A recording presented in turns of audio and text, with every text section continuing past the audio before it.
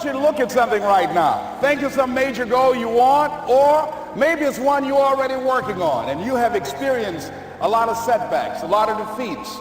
You've experienced a lot of disappointment. Maybe you've already given up, and maybe you just need a little fire, a little encouragement to get back in the game again. Here's what I want you to look at. There are winners, there are losers, and there are people who have not discovered how to win. And all they need is some coaching. All they need is some help and assistance, just a little support. All they need is some insight or a different strategy, a plan of action to make some adjustments that will open up the key to a whole new future for them, that will give them access to the unlimited power that they have within themselves. That's all that they need.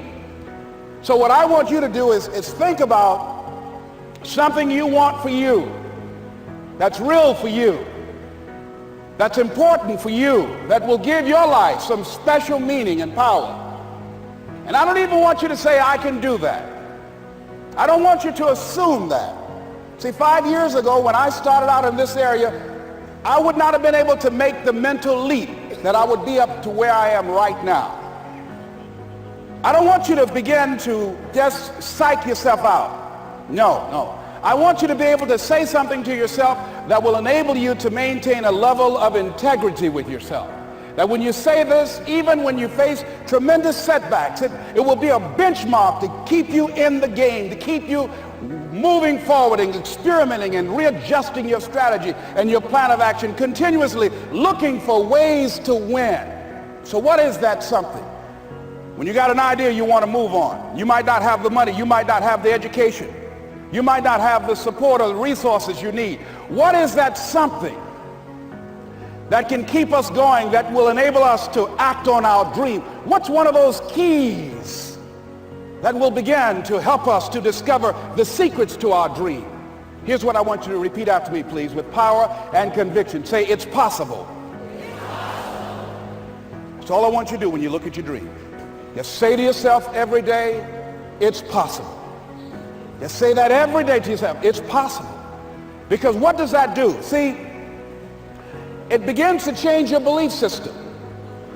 See, the way in which we operate, ladies and gentlemen, it's a manifestation of what we believe, what's possible for us. Whatever you've done up to this point, all that it really is a duplication, it's a reproduction of what you believe subconsciously that you deserve and what's possible for your life. Most people operate out of their personal history, out of their memory, things they have done, things they've experienced, things they've seen, things that they have observed. What I'm suggesting that you operate out of a larger vision of yourself. I want you to see yourself doing what you want to do, experiencing what you want to experience, having what you want to have, doing what it is that gives your life some meaning and value. Operate out of your imagination, not your memory. Because whenever you look at where you want to go, I'm wanting to warn you, you will have some conversation back here after you go through the data that you've experienced in life saying you can't do it. And so what you want to begin to do is ignore that inner conversation. Well, most people, ladies and gentlemen, when something happens to them, what they do is they begin to believe that that's the way it is. That's the way it's always been. And they can't see the possibility of it being any different. Example, before April 1954, the common belief, the universal belief, because it had been tried again and again and again and people had failed, the belief was that man was not physically capable of breaking the 4-minute barrier, that he could not run a mile in less than 4 minutes. That was the belief on the planet. It had never been done. But here's what happened, ladies and gentlemen. Roger Bannister came along and he broke the 4-minute barrier. Now here's what's significant about that. Since that time, up to this day, over 20,000 people have done it, including high school kids. What changed? 20,000 people, what changed? Here's what happened when they got on the track. They knew it had been done. And because they knew it had been done, there was a new belief about this barrier. about this goal that was unreachable. And those 20,000 people got in a race believing, knowing in their heart that someone had done it, that it's possible that they could do it. And I'm saying that if you know anybody that had some goal, some dream, something they wanted to do, and they did it, then I'm saying that you know in your heart that if someone has done it, then you can do it. It's possible. And that if someone can make their dream become a reality, that it's possible that you can make your dream become reality. And so as you begin to look at where you want to go, beginning to embrace that, it's possible. I'm blessed and highly favored. I've got a lot going for me. I got some good stuff in me. And it's possible that I can bring my greatness out here in the universe. That I can do what I want to do. It's possible I can write my own book. I can have my own business. I can take the trip and travel around the world. It's possible. I can bounce back from adversity and reinvent my life. It's possible. Regardless of where I am, the things can get better for me. It's possible. I'm thinking about two men right here in Chicago who are fairly successful, similar background, educated. They worked for a corporation for many years, and they were among many people that were laid off. Two guys who were very good friends. One went out looking for a job for several weeks along with the other one, and they faced disappointment and rejection again and again and again. They couldn't find any work, which is the story of many people across this country. One guy stopped. He became discouraged. He stopped going. He stayed home looking at television, became very argumentative and toxic with his wife, drinking beer, getting on the phone, talking to his other negative, unemployed friends. And he just gave up. The other guy kept looking for a job everywhere he could go. Every time he could get an opportunity, kept asking people, networking, checking the newspapers every day. Kept going everywhere he could, trying to find a job. You have too much education. You're overqualified. You won't be here long enough. He kept going. He kept going. He went to a place and said, look here, I tell you what, if you can't hire me, and I know you can use my talents, abilities, and skills, I don't want to sit home and do nothing. Just let me do some volunteer work. You don't have to give me anything, all right? I just want to work. I want to be busy. Guy said, okay, it's on you now, but don't expect me to give you anything. It's okay. This guy came in and worked. He was the first one there. The last one to leave was the best employee there. About 4 weeks later, one of the top managers quit. They were looking for a replacement. Guess who they selected? This other guy. This guy who was volunteering his time. He got the job. What was the difference between the two men? Eyesight and mindsight. Eyesight is judging on what you see, judging according to appearances. But mindsight is how you interpret what you see. One guy said, it's not possible, it's over, I'm finished. I can't do it. I can't make it. He surrendered. I've faced rejection again and again. I'm not going anymore. There are no jobs out there. But this other guy, he felt that in spite of the no's and rejections, in spite of how bad the economy is, in spite of what the newspapers are saying, that it's possible that somebody somewhere will give me a job. He just kept going, thinking it was possible. And guess what, ladies and gentlemen? That's what we have to do with our dreams. Because things happen to you in life that you can never, ever anticipate. And many times when those things happen, you want to give up. I remember when I was in broadcasting, when I was a disc jockey, I became very controversial, not only being a disc jockey, but I felt that radio was something that you not only entertain people with, but you also empower them, you educate them. And I got fired. I didn't just leave, they fired me. That was a shock. I said, wait a minute. They took my microphone. I thought that was who I was. No, ladies and gentlemen, it wasn't. I had to do something else. And I didn't know what else I could do. See, here's what I'm looking at. what are the uses for your life right now that you haven't even reached for yet? See, I believe that when you don't have enough encouragement to act on your dreams or ideas, or you're not enlightened enough, that life will act on you. See, life had moved on me and said, Les Brown, you have outgrown this. It's time for you to do something else. Well, I wasn't enlightened enough. I organized some disc jockeys and got my job back. So they had to fire me again. I got fired twice. Here's what I did. I had to think of something else. And so a guy suggested to me, he said, Les, why don't you run for office?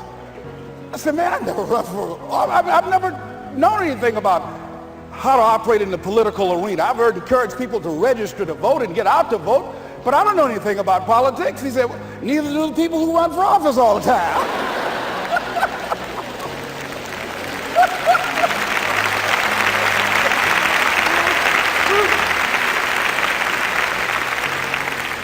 So I ran. Now here's what I'm suggesting. I ran. You got to do what you can where you are with what you have.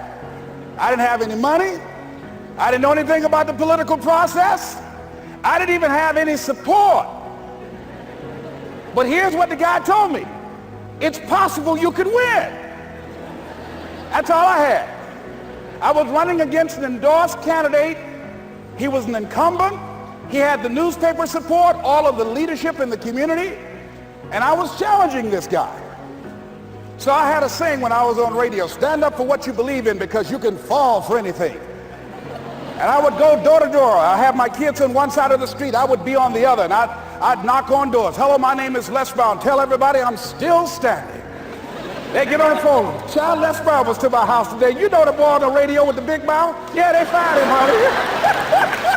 Say he's still standing. See, I'm saying just keep moving. Don't start feeling sorry for yourself. Don't spend time blaming and talking about what happened to you. See, whatever you talk about, that's what you multiply and expand in your life experience. So don't talk about stuff unless you want it to keep on happening to you, all right? So I got in that kind of action.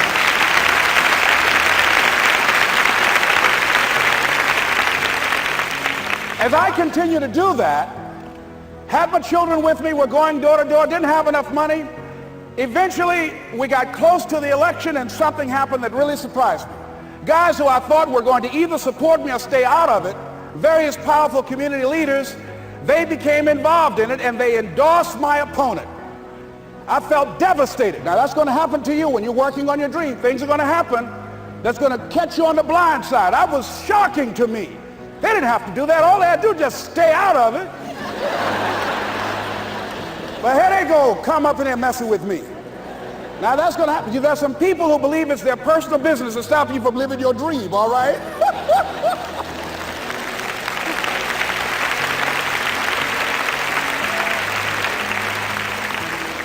But I didn't deal with that. You want to make your dream come true, you got to stay focused. Some people rather get even than get ahead. Stay focused on where you want to go. I just kept on doing what I was supposed to do. And so I was driving to the radio station. My opponent had over $20,000. I had less than $800. As I was in the radio station, the guy said, "You're going to make a commercial?" I said, "Yes." He said, "It better be a good one because that money can't go pretty far here." And I sat there in the middle control room and I was thinking. And here's what happens when you get still. Stuff will start coming. Something said, "Call your mama." We used to talk about your mother on the air all the time. Ask her to say a few words for you. That'll be a different kind of political spot. So I called my mama, and I had a gospel record playing in the background.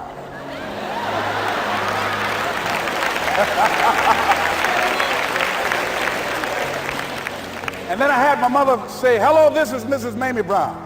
When I raised my sons, I raised them to be good children. When they got out of hand, I beat their behind and made them go right. Please vote for my son. He's a good boy."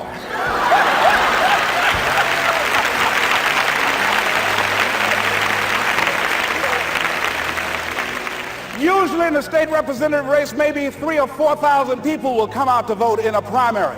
In that primary race, over 27,000 people came out and voted and said, "I'm voting for Les Brown because his mama said he's a good boy."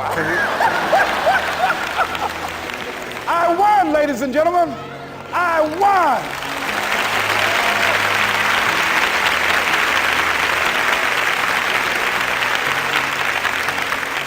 So you've got to be willing to stay focused, to be creative, to be relentless, because things are going to happen to you when you're working on your dream, when you get on track. I remember when I first got involved in speaking, one of the main things that speakers like to do is speak to a certain association that they have over 10,000 of their sales reps that come to this convention.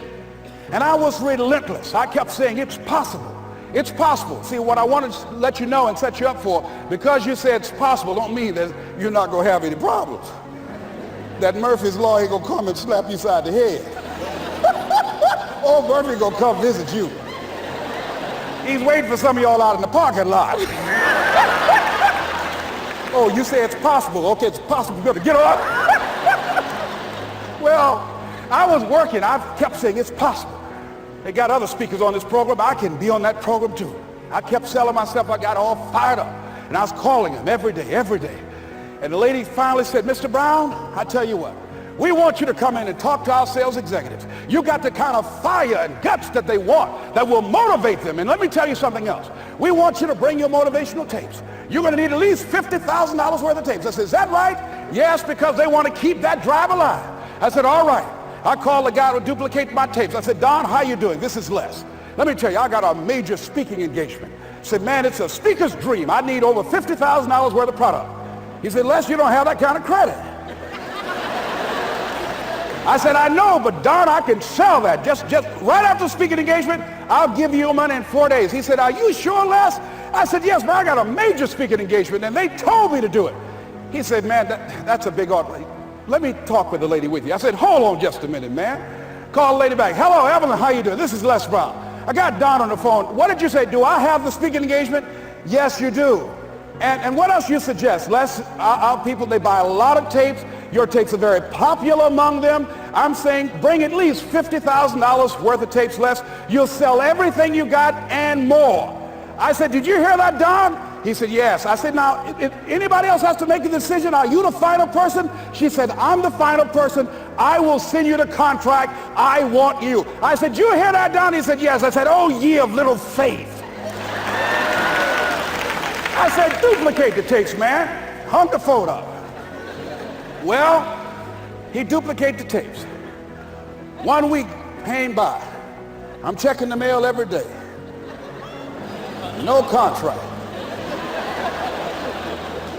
I said, come on, Murphy, don't start nothing, man. Come on. Come on, man, give me a break. Come on, you know, this ain't fair. Come on, man. Give your boy a break. Come on. I talked to myself, you know. I didn't want to call him right now. 2 weeks passed by. Murphy said, don't you think you ought to call him? I said, okay. I called. I said, hello, this is Les Brown calling. How you doing, Les? I said, fine. I said, Evelyn hasn't sent my contract out yet. Any additional information you need? So, Les, you haven't heard? I said, no. I said, Evelyn died. I said, she died? I said, did she say anything about me?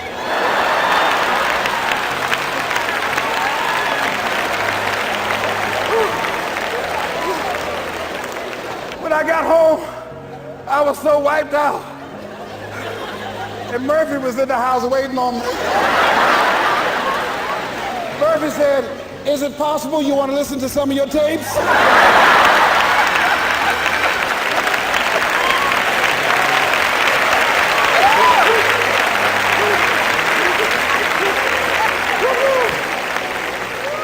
But ladies and gentlemen, here's what I had to do. I had to begin to focus on what was the solution. That this was not the only place that I'll be able to sell those products. And as I began to challenge myself and got some help and support and some other input, I eventually did. It took longer, but it was challenging.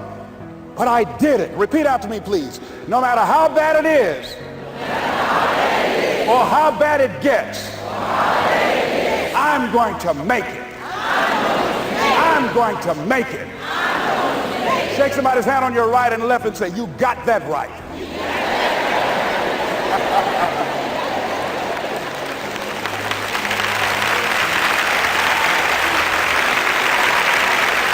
Repeat after me, please. It's possible. I can have my dream.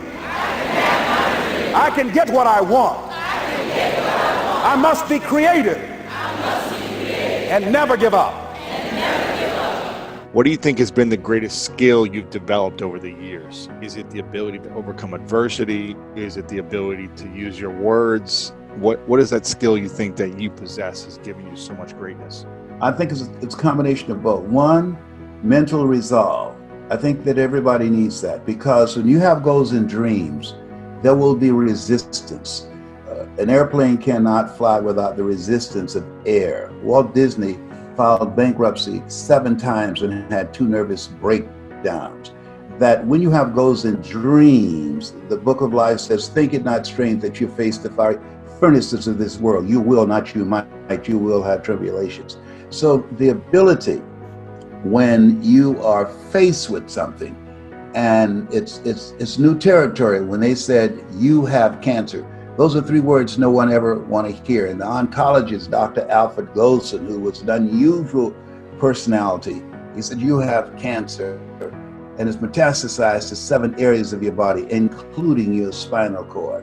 I said, can you give me a second opinion? He said, yeah, and you're ugly too. I know you didn't just call me ugly. He said, yes, I did. You ugly as hell. And then, we both were laughing. He said, but you got this. We determine the diagnosis. God and you determines the prognosis. You and God determine that. You got this. What I learned from that enhanced my speaking. When you laugh, the mind shuts down and the heart opens up. I left there with a confident feeling in my heart. I got this. When he spoke it, I felt it at this cellular level. I did not leave there feeling fear. He was so good with making you feel comfortable with whatever you're dealing with, that you are not in denial, you just are defiant. And so when your show, which has changed millions of people's lives, people you never meet, what it does is distract, dispute, and inspire. How we live our lives is a result of the story we believe about ourselves. What you do is distract them from what psychologists call their self-explanatory style. And through the process of your own example, your own vision of yourself, the guests that you have, the interviews that you have, you dismantle their current belief system. Be ye not conformed to this world, be transformed by the renewing of your mind. You are renewing minds, expanding their vision beyond their indoctrination and mental conditioning. And you ignite their spirit where they decide to create a new chapter in their lives. That's what you do as a speaker and as a host. And people who watch and listen to your program right now in America, before the coronavirus, suicide rate increased by 39%. And children between 5 and 11, it has tripled. How do you decide at 5 to take your life? And now it is soaring, the suicide rate. So what you do with this program, you're giving people hope.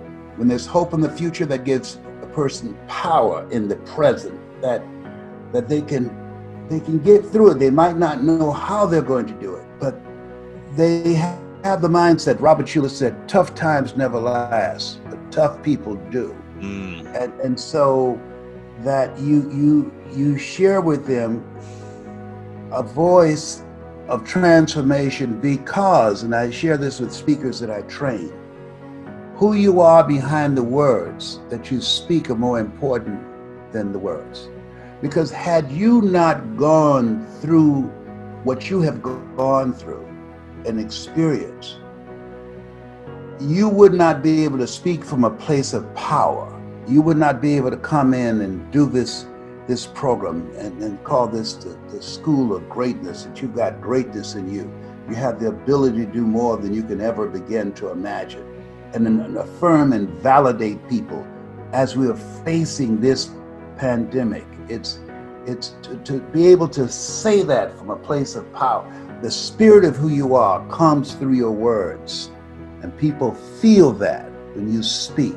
and they hear it, your sincerity, your genuineness. And that's why your program is popular, because you impact people, because you know a thing or two, because you've seen a thing or two. I appreciate that. That's, it's interesting you talk about suicide rates increasing. Unfortunately, I was going on a drive to San Francisco over the weekend, taking my girlfriend up the coast of California, and she'd never seen it.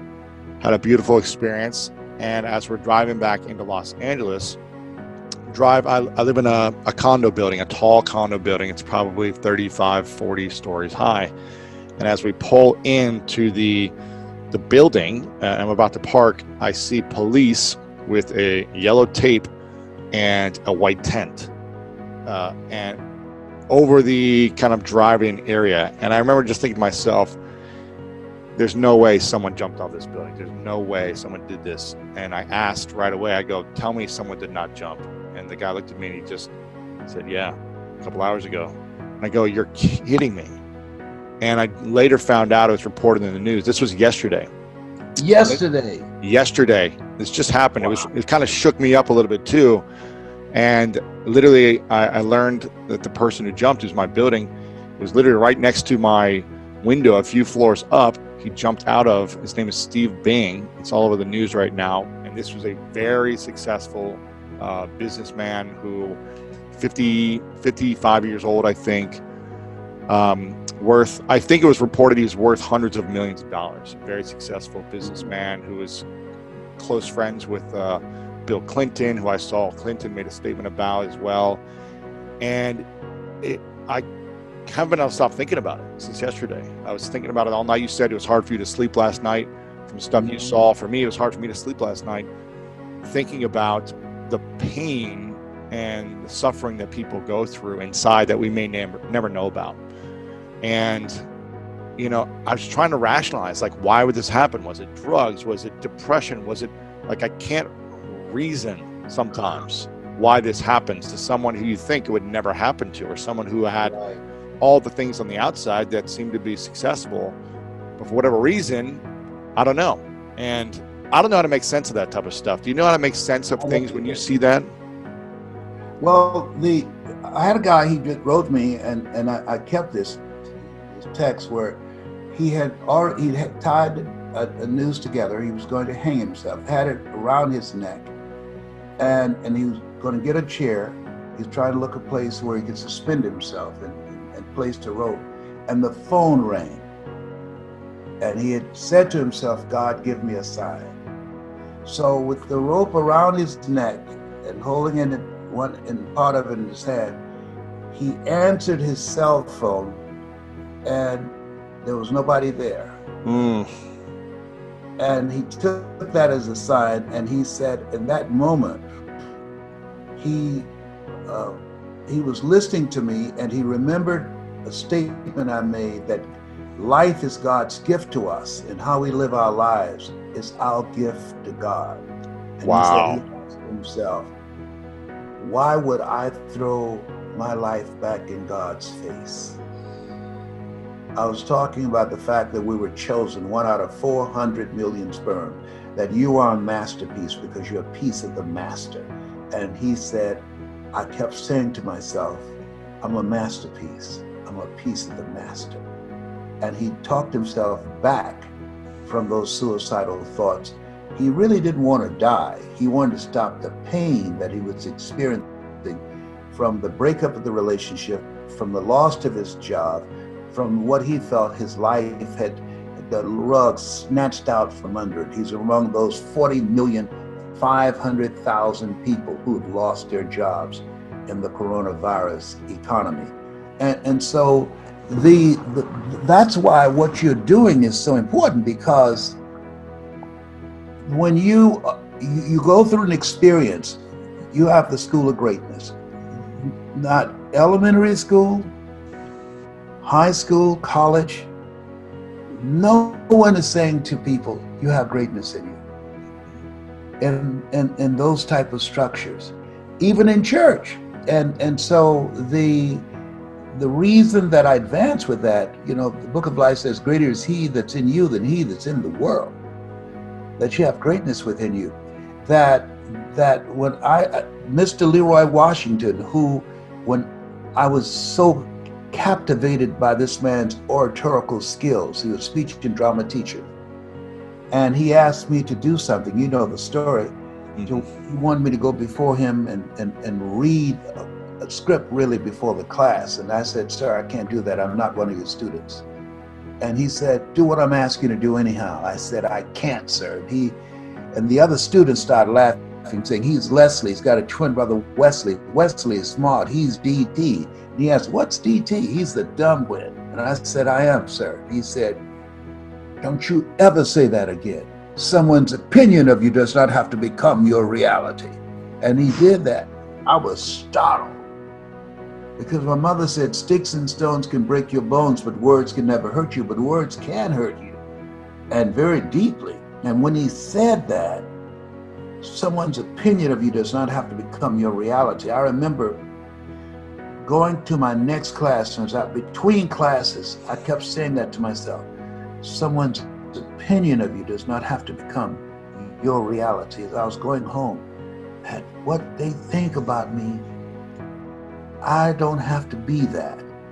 It's not what they called me, it's what I answer to and what I call myself. Dang. You know, that was an interrupting moment.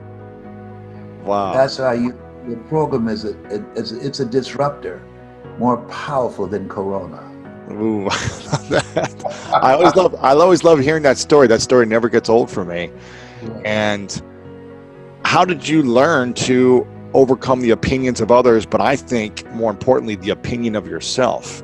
Because if we have the program, we have, I am the dumb twin. Yes, sir. I am learning disabilities. I am this. How did you personally overcome your own biggest enemy? He was a voracious reader, and he gave me a book, James Allen, As a Man Thinketh. That little pamphlet is a powerful little pamphlet. I've read it a lot. And The Power of Positive Thinking by Dr. Norman Vincent Peale. I read that over and over again, and other motivational books, Secret of the Ages by Robert Collier. And so reading those, he said, if you want to become successful, number one, develop your mind. And he was a fan of Earl Nightingale, that you don't get in life what you want, you get in life what you are. The strangest secret in the world. I've listened to that so many times, I've wore it out. And then the other thing he said, develop your mind. Next thing he said, practice OQP, only quality people. Surround yourself with people that you can learn from, people that have more than you, people that will help you to grow mentally and emotionally and financially and spiritually. And the next thing he said, which is the master key to opening up new worlds for you, is your ability to communicate. Because once you open your mouth, you tell the world who you are. And I believed him, and I followed that. I never forget, when I was in Poland, and I was in this stadium, and I saw my name up, and people started chanting when they saw me coming through the tunnel. And I said, Mr. Washington, this one is for you, sir. Wow. He's gone. He's been gone. I eulogized him. I said, I'm gonna make you proud today, because it was my first time speaking in Poland, you know. And so, but I so admired him. I've never known my father or birth mother, but that the ability to connect with people that are strangers to you and can create a shift in their lives and how they see themselves, to have that sacred opportunity to share your story and distract, dispute, and inspire them to realize, as the play Lion King, Simba, you are more than that which you have become. That's what you do every day, up in here.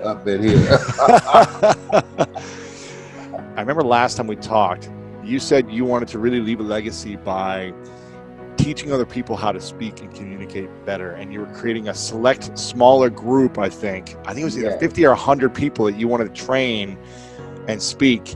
Are you still doing that? Because I had a friend who was going through the program with you, or hired you, my buddy Judd. So I didn't Judd, know. oh, I know Judd. That's my dude. That's my Yeah, brother from another mother. Let the exactly. record show. Yes, man, from Australia. Yeah. Yes, I'm training, but I've had to increase that number. I do intense one-on-one training, but I'm selective about working with a lot of people right now. But we do it virtually now. I can do it more virtually. Yeah. Because you don't want, I'm 75. So I cannot afford with underlying issues of diabetes and cancer. And 75, if you show up at the hospital, they'll push you in a coat over there and say, no, you're about to leave here anyhow. So we're not going to waste any medicine on you. Wow. So I'm staying out of harm's way. I'll tell you how bad it is, Louis. I'm upstairs by myself, right? I sneezed. And man, I broke out and I started running downstairs. I said, wait a minute. That was my sneeze. So I came back upstairs and I still started spraying the Lysol. I called my daughter. I said, I think I'm having a meltdown. I want to go out the house. She said, no, you can't go anywhere other than Walgreens and Publix, and we will drive you there. You don't need to be behind the wheel. I said, I'm not that old, so I'm being very, very disciplined and keeping myself out of harm's way. That's good. That's good. Keep my mask. That's good. Doing all the stuff that we need to do. Common sense. The next thing that's important to know, yes, it's possible that you can choose your future and direct the course of your life as you run toward your dream. It's necessary that you have goals, that you write those goals down, that you plan, that you think constantly of how you can begin to improve what it is that you're doing. If it's your presentations, if it's your recruiting skills, whatever that is, it's also necessary that you look for ways to always find a way to pull it out when everybody else thinks that you are defeated. That you've got to take personal responsibility to know that in order to become successful, you've got to make it your personal business to do it. But the next thing, ladies and gentlemen, I want to share with you that some of you already know that it's hard. It's not easy. It's hard changing your life.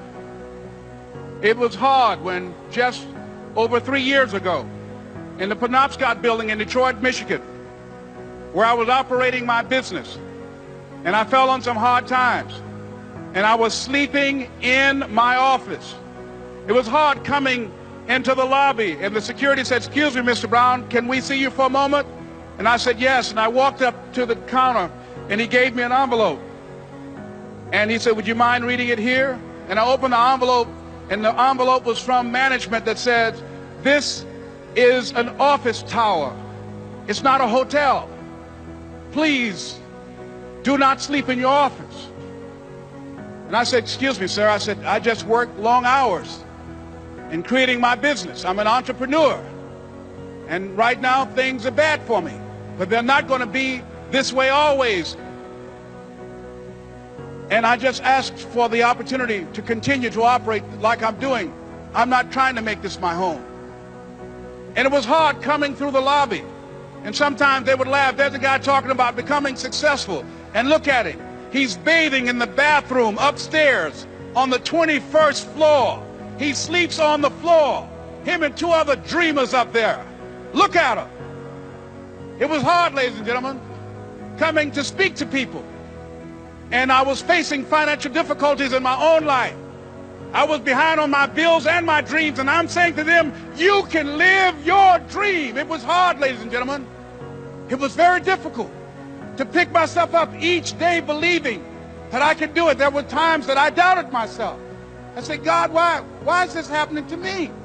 I'm just trying to take care of my children and my mother. I'm not trying to steal or rob from anybody.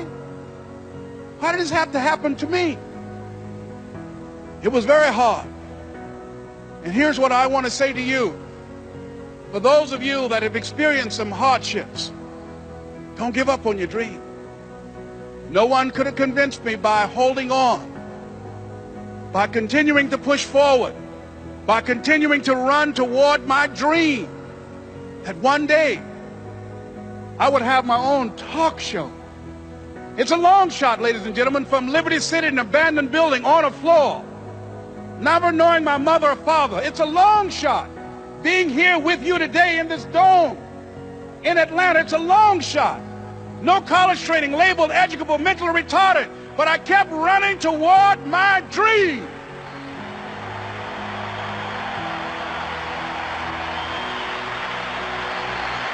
Don't stop.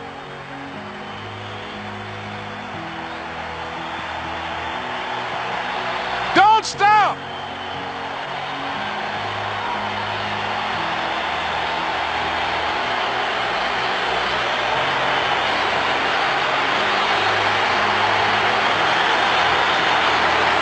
Don't stop running toward your dream.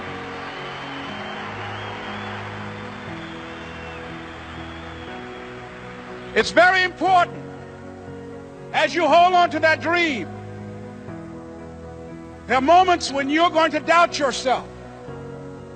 There are rough times that are going to come, but they have not come to stay. They have come to pass. It's very important for you to know that. Don't say I'm having a bad day. Say I'm having a character building day.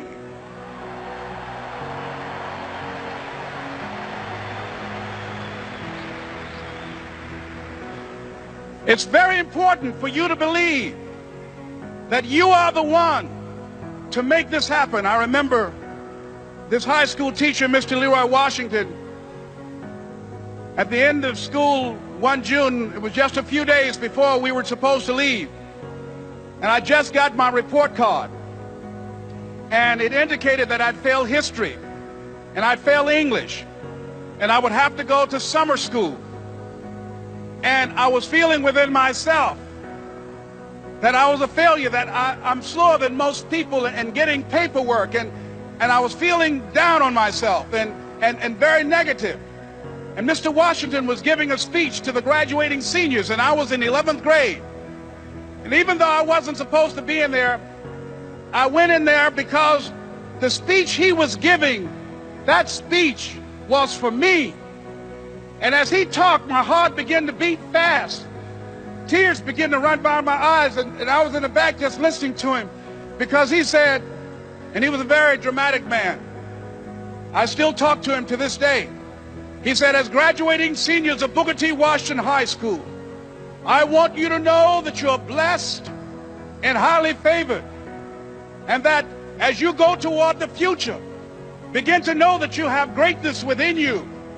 And if just one of you here begin to envision yourselves as being blessed and highly favored to reach your goals, if just one of you capture the essence of what that means, that you have greatness within you and a responsibility to manifest that greatness, that you can make your parents proud, you can make your school proud, you can touch millions of people's lives, and the world will never be the same again because you came this way. And the students gave him a rousing standing ovation. And as he left the auditorium, I ran down the steps and I caught him in the parking lot. I said, Mr. Washington? He said, yes. I said, do you remember me, sir? He said, no. I said, my name is Leslie Brown. My mother, she works in the cafeteria here. I'm one of the twins, Leslie and Wesley. I said, Mr. Washington, but you know, I got these big dreams. I like talking to people. I love people. I said, I want to work with people, and I got this dream of buying my mama a home. Could I do that, Mr. Washington? He said, it's possible, Mr. Brown. And as he walked away, I called him again. I said, Mr. Washington? He said, what do you want now? I said, I'm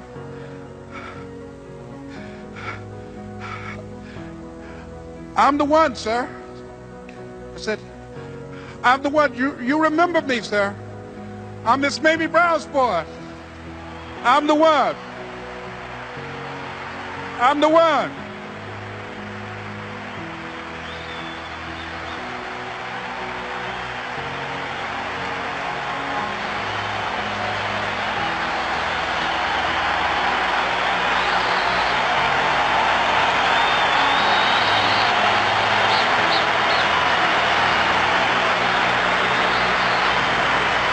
And you must feel that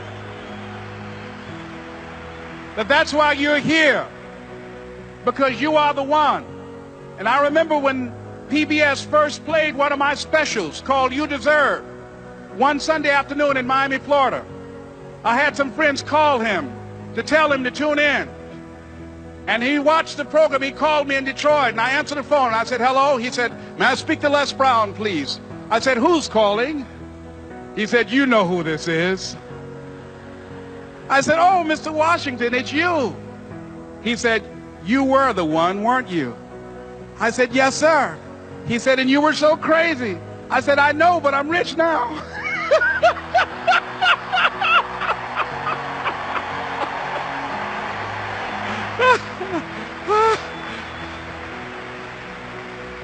Ladies and gentlemen, it's not going to be easy. It was hard laying on the floor of the Penobscot building, looking out of the window, daydreaming, saying, Les, can you do this? Can you make this happen?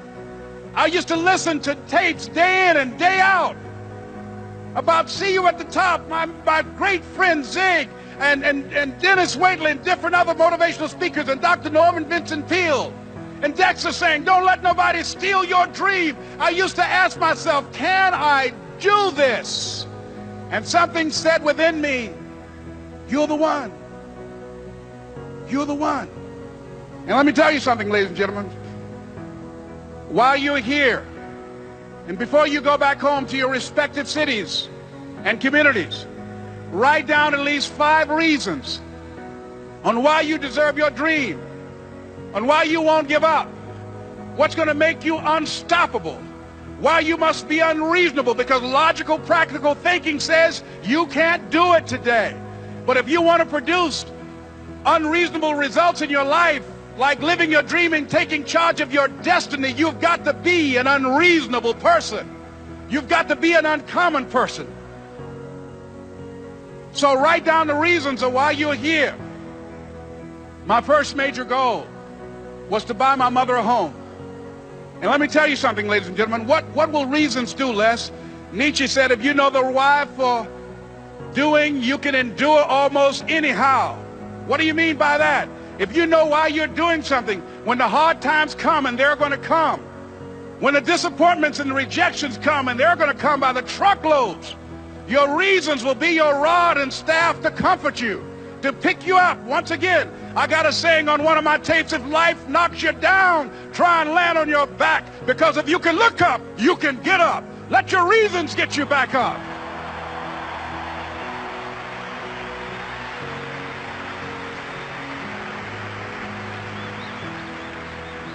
I remember when I bought the home for my mother, and she came out of the car. When I opened the door, I said, Mom, I think I know these people in this house. That was my first major goal. And then I couldn't conceal it anymore. I said, Mom, I got this for you. And as she went from room to room, looking at the house and saying, thank you, Jesus.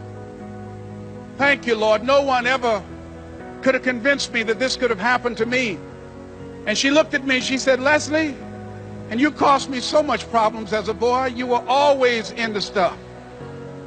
She said, no one could have convinced me that day when I walked in that house and this lady was holding you and your brother. And she said, ma'am, I want you to promise me 2 things. And she said, what is it? She says, 1, promise me that you won't separate them. She said, I want them raised together. I want them to know each other. I got pregnant while my husband was away in the war, and I can't keep them. Promise me that you won't separate them. She said, I promise I won't. I've never had children. I promise I won't separate them. And she said, promise me that you'll never tell them about who I am, because if my husband ever found out, he would kill me. She said, I promise. And she said that she gave them to us, and she kind of cried, and she was walking out the door, and she looked at my adopted mother. She said, remember, don't you separate them. She said, I swear to God, I won't. I won't separate them. I'll keep them together. And she said, as I held y'all in my arms, I never had any children of my own. I didn't know how I was going to do it. But I knew with the help of God, I would do it. And ladies and gentlemen, my mother had a dream of having children and raising us. She didn't know how she's going to do it. You're going to be just like that. And some of you are already there. Well, you don't know how you're going to make this happen, but you just feel within yourself some way, somehow, with the help of God, I'm going to make it happen. Repeat after me, please. No matter how bad it is, or how bad it gets, I'm going to make it. I'm going to make it. Shake somebody's hand on your right and left and say, you got the right stuff.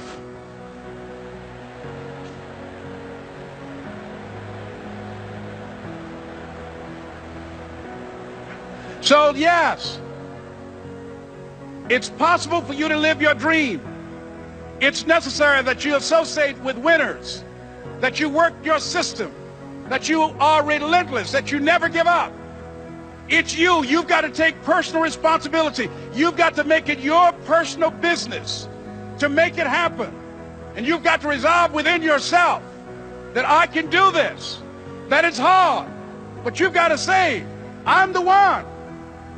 I'm the one to make this happen. I'm the one to become successful in this business. As you work to help other people to become successful, that feeds your success. But you know it's going to be hard, but find out what will make it worth it for you. So, ladies and gentlemen, if you want to make your dream become reality, the people that are running at their dreams know that it's possible that you can live your dream, that it's necessary, that you're relentless, that you have a plan of action, that you are creative. The people that are living their dream are finding winners to attach themselves to. The people that are living their dreams are the people that know that if it's going to happen, it's up to them. And they're resolving within themselves, it's not over until I win.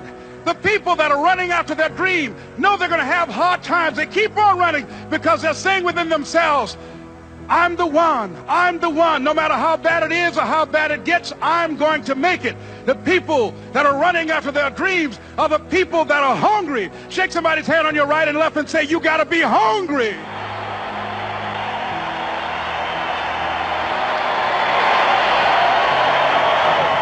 And as you run toward your dream, I want to dedicate this to you that I love very much. I want to thank Dexter and all of you.